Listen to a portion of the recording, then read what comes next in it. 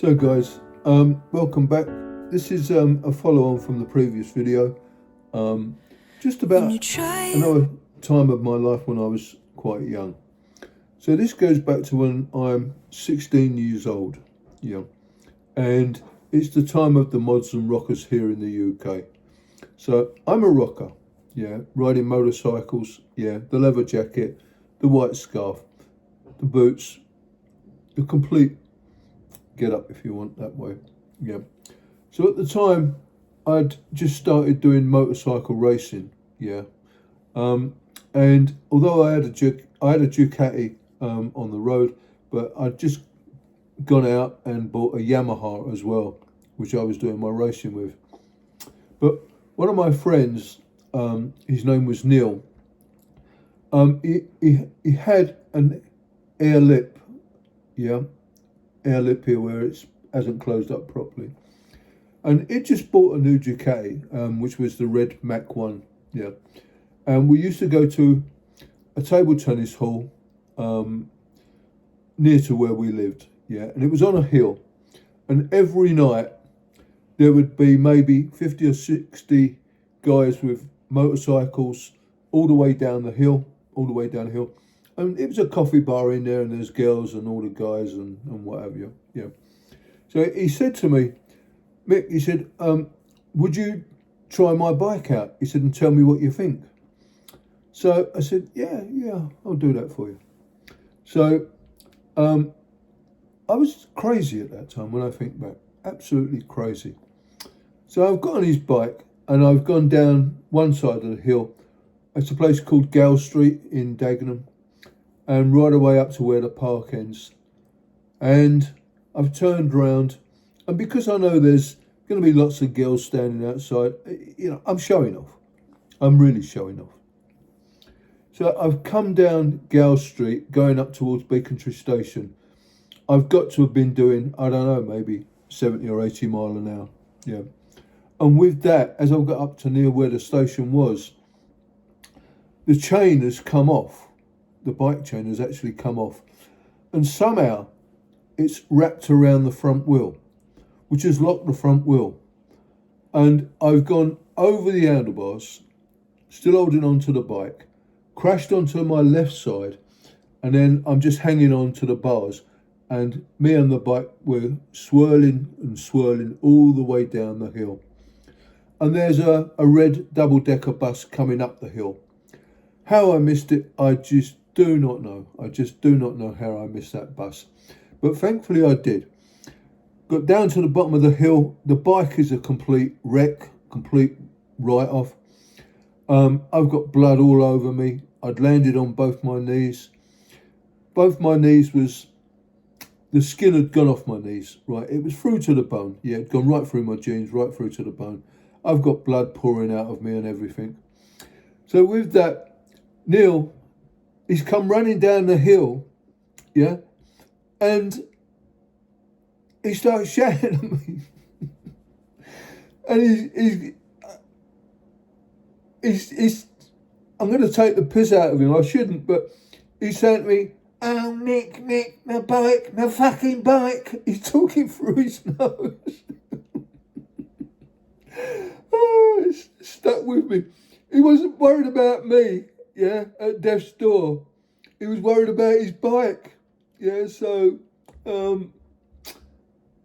I managed to get home, yeah. A couple of my mates took me home, yeah, and my mum had a heart attack when I walked in because I was absolutely covered in blood, covered in blood, yeah. Blast it, look at the state of you. Are you all right? Never mind, is the bike all right?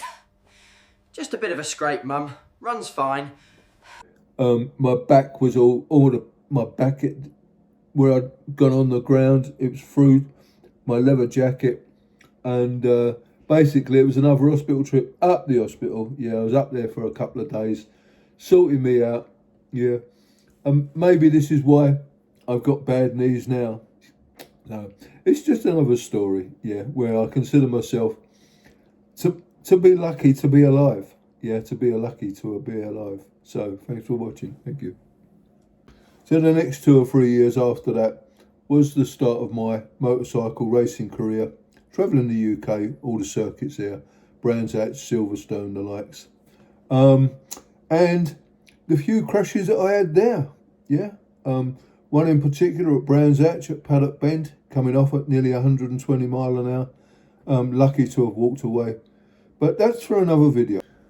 So, one of my experiences when I was bird nesting was when we moved to Slough, and I remember this really like it was yesterday. So I'm up this tree and the tree branch actually broke. I've come down out the tree, hit the ground, and I'm rolling down an embankment, rolling down this embankment. And it seems like that I'd done it before. I don't know why that experience has always stayed with me. Yeah, it just seems that at the time I remember rolling down this embankment, and it seems that it's happened to me before. Yeah, possibly in another life. I don't know. But it was so vivid at that time. I just thought I'd put this in. Just a bit weird. That's always stayed with me. Yeah. So, and I think growing up in that environment, being out in the open, up in the woods, looking at the birds and the trees and everything else, this is where climate change, I can see climate change. Now, whether or not human beings are responsible for it, I really don't know. We probably are for part of it, yeah. But when you've seen the planet changed and habitats changed so much, you realise that something is serious happening.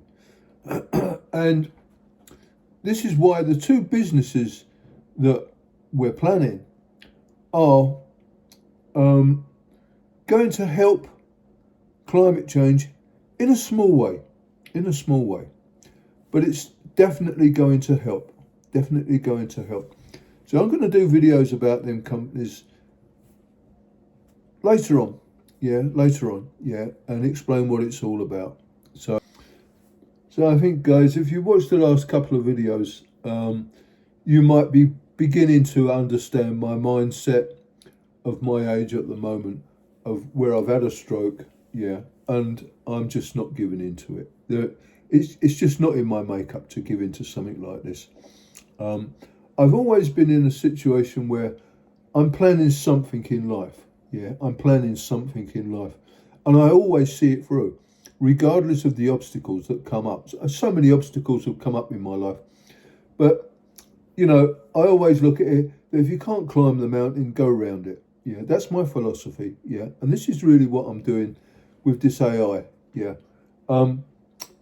there's lots of help out there for stroke victims, but at the end of the day, it's down to the one particular person. If you want to get well, you've got to find a way around it. Yeah, and I really hope through this channel we can have a lot of comments where we can bat it backwards and forwards. Yeah, and I want to hear people's experiences of what they've done, where they've, what sort of work they've done and stuff like that. And have you had experiences like I have, where you're lucky to be here, because that's really what it's all about, life, overcoming obstacles. And don't matter how old you get, if you're young at heart and you want to push on and get stuff done, it will happen. Like with me at the moment, I love the two companies that we've got planned ready, because it is going to help climate change. I'm so looking forward to getting them both set up, we're just waiting for a few other things to come into play so that we can get it organised a bit better. But I'll talk about them in more videos to come, so please keep watching. I hope that this last couple of videos have been informative, and basically showing you that once I set my mind to something, I'm going to get it done. I am actually going to get it done, so that's the mindset that I've got. And I hope if you've had a stroke, that you get in the same mindset. Look to the future, find what suits you to get over things. when you're depressed and down and you feel down and out, think back, think back of happy times, yeah, and you will get through it okay. So I think whatever happens in life and the problems that you have, you've got to have a dream. You've got to work towards something. Yeah, you can't just carry on through life day in and day out with nothing. You've got to have a dream of aiming somewhere. Now, yesterday, my niece and my nephew come to see me, and they've had a lot of hard times in the last few years, a very, very hard time in the last few years. And my nephew was telling me about his dream. Unfortunately, he's got to go in hospital soon and have both his legs broken and straightened up because his knees are gone, yeah, and he's in his 50s. So what they're saying is that they can't do knee replacement because it would only last 10 or 15 years, yeah. So they're going to basically break his legs and straighten them up. Now, he's not even thinking about that. That's just a minor problem in his life. It's just a minor problem in his life. And I was so impressed listening to him yesterday, because what he's planning this year is to go to Canada, to buy a plot of land there and basically build a homestead there, yeah, and take the family with him, And just listening to him yesterday, the passion that he's got, I know it's going to happen. It's going to happen. I know it's going to happen because he has that passion.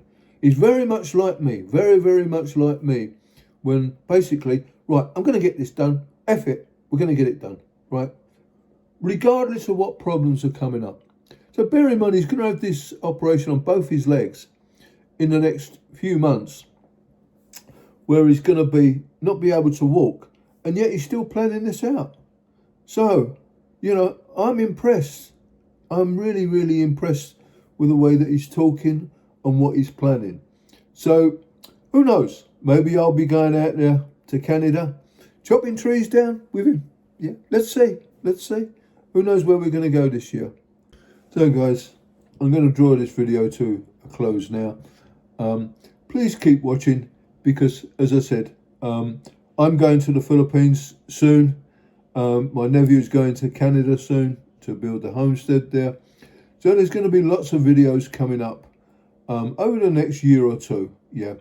And I know this is all about a stroke victim, but the point what I'm trying to get across is F the stroke, yeah. It's just a minor inconvenience, yeah. Let's push on and get things done in life, yeah. I have a dream, yeah. I'm going to get it done, and it's going to be this year, yeah. So please watch, comment, subscribe if you can, and like. So it makes you think that the exploits we do when we're younger, if anything had happened to me, doing normal stuff to me, there's a lot of people now alive today that wouldn't be here, yeah? But they are because of me. So the moral of this story is that what I say to my kids and my grandkids and my great-grandkids, you're all lucky to be here because I'm lucky to be here. So, love you all. Thank you so much.